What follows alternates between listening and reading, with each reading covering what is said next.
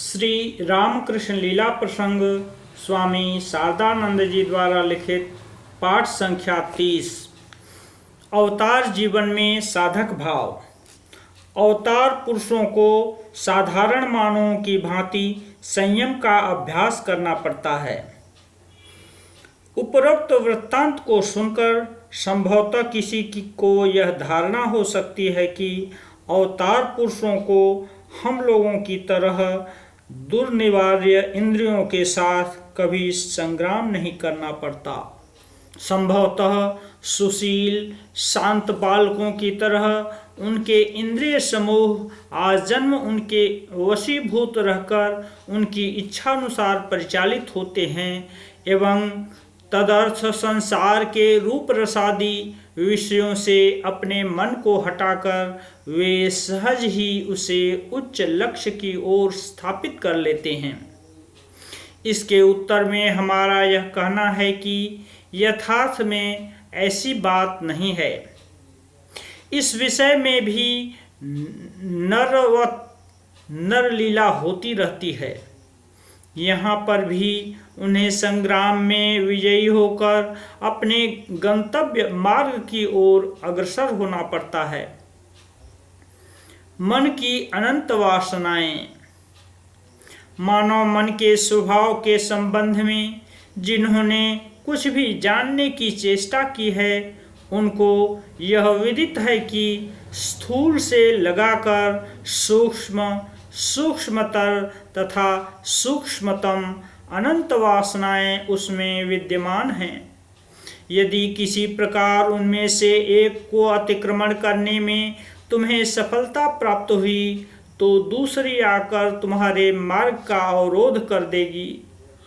उसको पराजित करने पर और एक उस जगह आकर खड़ी हो जाएगी। स्थूल को परास्त करने पर सूक्ष्म आ खड़ी होगी।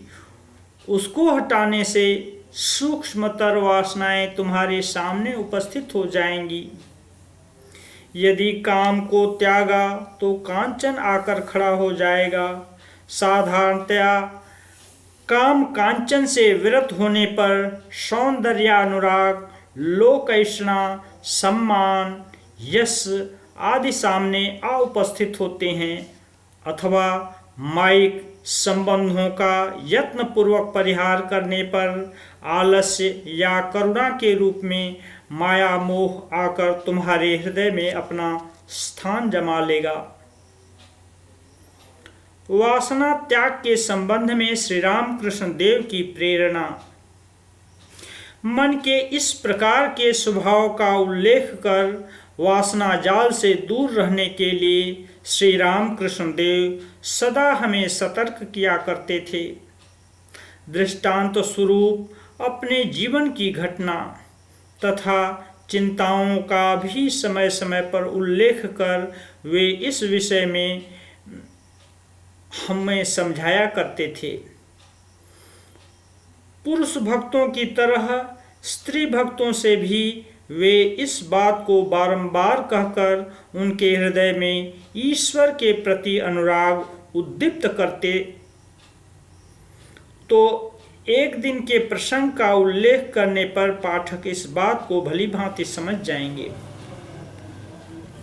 स्त्री अथवा पुरुष जो कोई भी श्री रामकृष्ण देव के समीप आता था वे सभी उनकी सरलता, सद्व्यवहार तथा काम गंध रहित अद्भुत प्रेम के आकर्षण को हृदय से अनुभव किया करते थे तथा सुविधानुसार पुनः उनका पुण्य दर्शन प्राप्त करने के निमित्त लालायित रहते थे।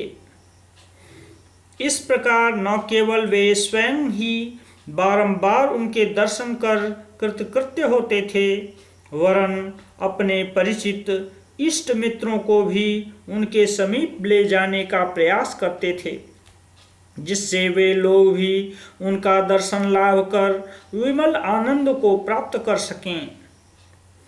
हमारी परिचित एक महिला किसी दिन अपनी सौतेली बहन तथा उसके पतिदेव की सगी बहन को लेकर अपराह्न के समय दक्षिणेश्वर में श्री रामकृष्ण देव के समीप उपस्थित हुई एवं उन्हें प्रणाम कर बैठ गई। श्री रामकृष्ण देव ने उनसे परिचय तथा कुशल प्रश्नादि किए। तदनंतर ईश्वर के प्रति अनुरागी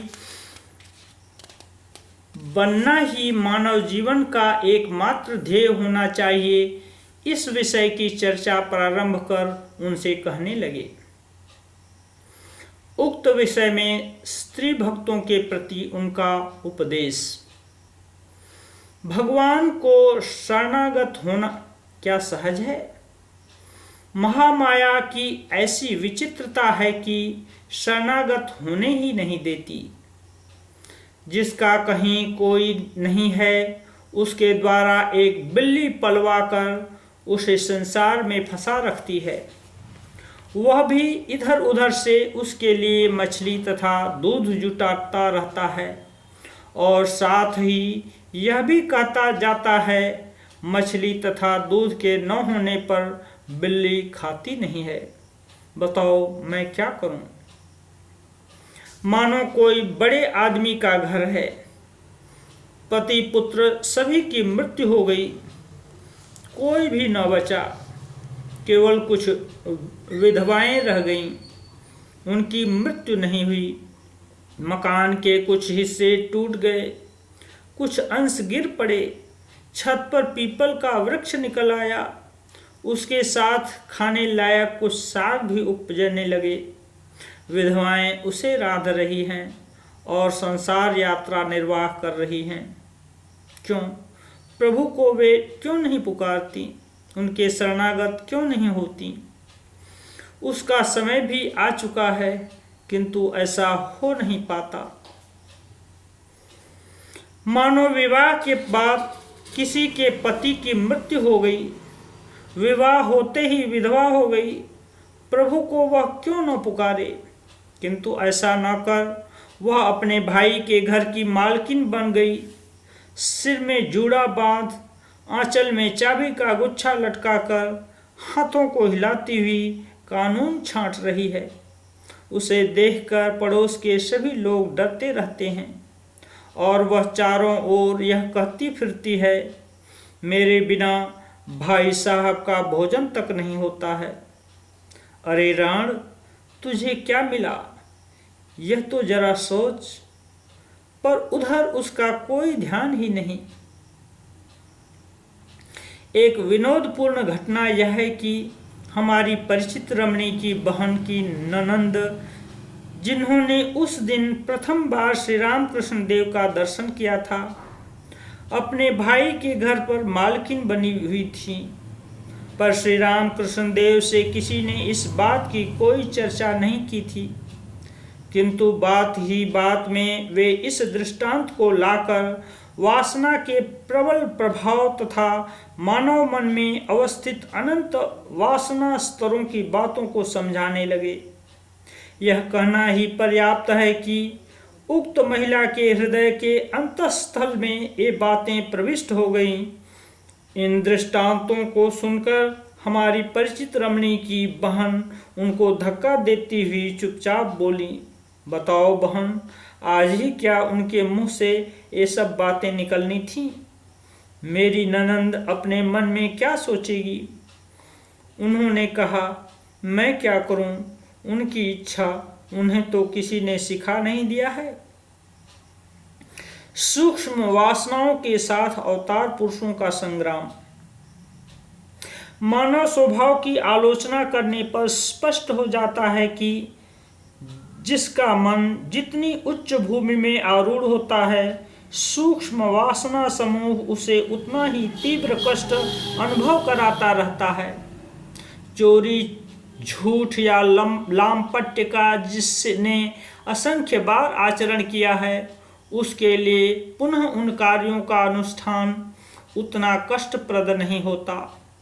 किंतु उदार तथा उच्च हृदय व्यक्ति उन विषयों की चिंता मात्र से ही अपने को दोषी मानकर दुस्सह यातना का अनुभव कर विह्वल हो जाते हैं।